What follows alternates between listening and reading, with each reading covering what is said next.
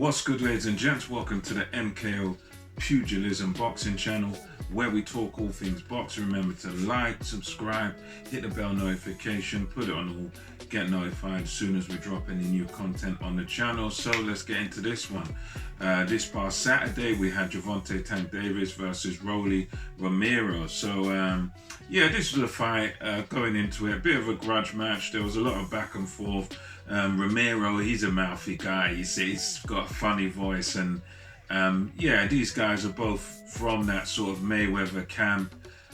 Both managed, aka kind of promoted by Mayweather and his group, involved heavily with Leonard Ellaby, of course, Mayweather's right-hand man. So there was a lot of words exchanged before this fight. There was bets. Terence Crawford betting Ryan Garcia and that 20 grand. So it was one of those, though, that going into it, most boxing people were picking Gervonta Tank Davis, as he's the guy that's shown to be the better boxer.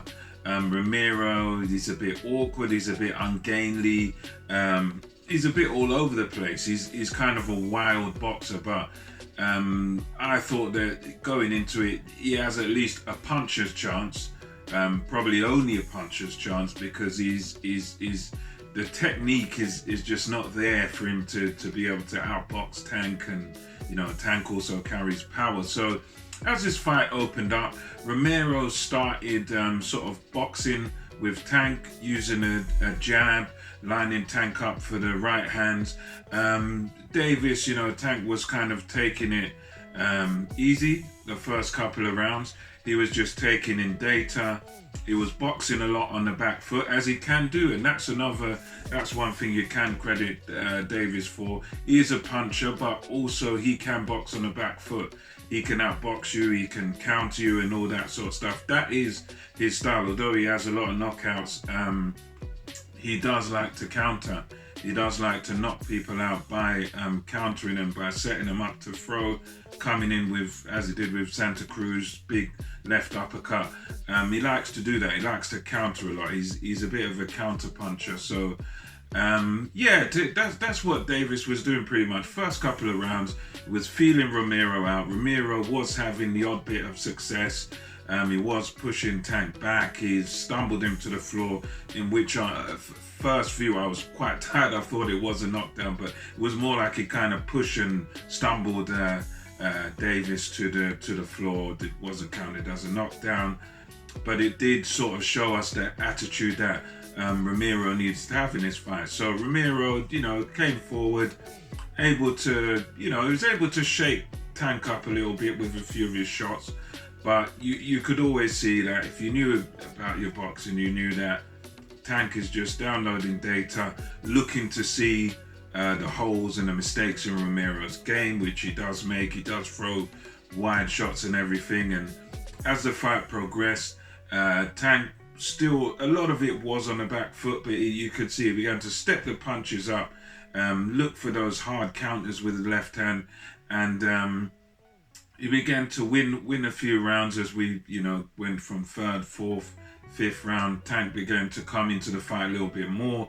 I think at the time of the sixth, at least it was close. I think one judge had it for Romero, so he was ahead on at least one scorecard, and I know another one had it Davis ahead by one round. So the fight was quite close on points going into the round where it all ended in the sixth. And it all ended with a nice left hook by Gervonta Davis, which you could tell he had been sort of looking for in previous rounds, just downloading the data, watching the patterns of what Romero does.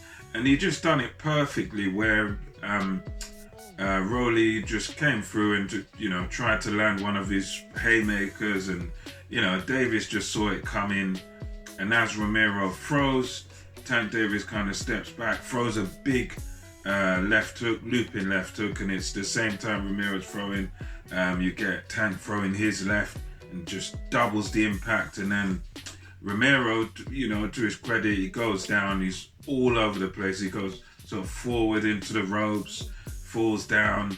To his credit, the fighter in him, he does try to get up. He manages to get up, but the referee does the right thing and stops it, because at the end of the day, Romero was sort of all over the place. He wasn't, you could tell that his mind, he wanted to fight on, but at the same time, you could see the legs had completely betrayed him. So even if people thought it was a premature stoppage or whatever, at the end of the day, Romero's legs had completely gone, and all that would have happened is, he could have got neurological damage, or, he would have just been flattened again and probably knocked unconscious this time, because we know that Davis, Tank was not gonna relent. He wasn't gonna let him off the hook. So yeah, basically that's the long and short of it, really.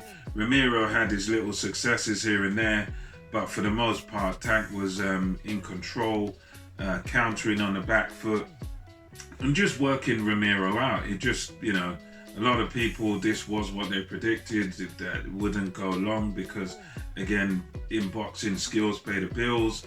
And going into this, we knew that Rolly Romero, it wasn't really a skilled fighter. He's a bit of a brawler, a bit of a wild guy.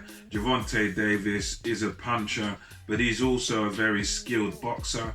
We know he's a good counter puncher. So this is one of those where, in a sense, you could argue that Rolly Romero was kind of ready-made for Gervonta Davis. He was kind of made to order, as Teddy Atlas likes to say. He was just one of them guys that most people knew what was going to happen. They were going absolutely bonkers.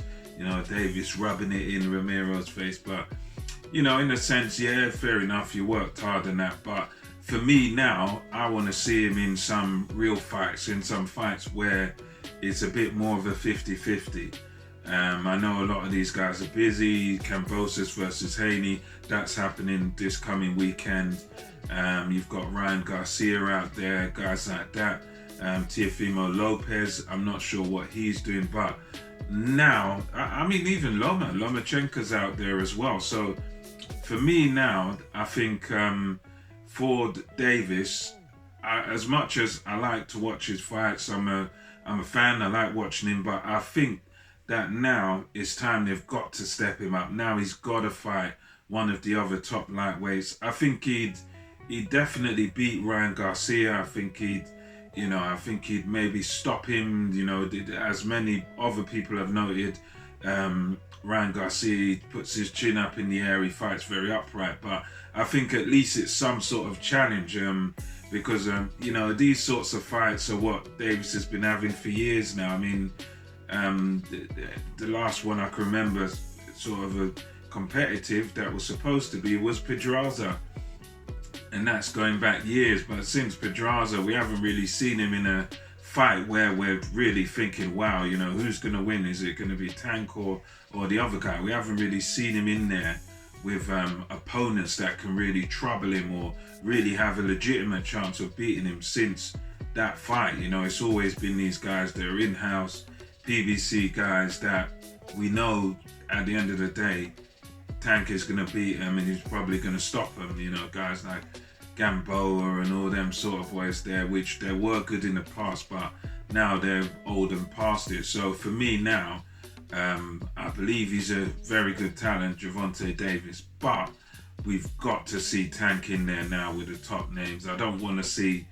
as a fan, I don't want to see him in there with any more of these sorts of guys like Romero, these foregone conclusions. Let's see him in there with one of the top guys, let's see him in there with Lomachenko. Let's see him in there with a Lopez. Anyway, somebody like that where we at least know it's a competitive fight, because these fights, a lot of people get excited, carried away, blah, blah, blah. But going into it, we know it's a foregone conclusion. So anyway, let me know what you thought about this fight. Davis knocking out Rolly Romero in round 6. Was it what you predicted? And also let me know what you think Gervonta Davis should do next. Who do you think he should get in the ring with next? And that's just my thoughts on this. Until next time, it's MKO Pugilism, over and out.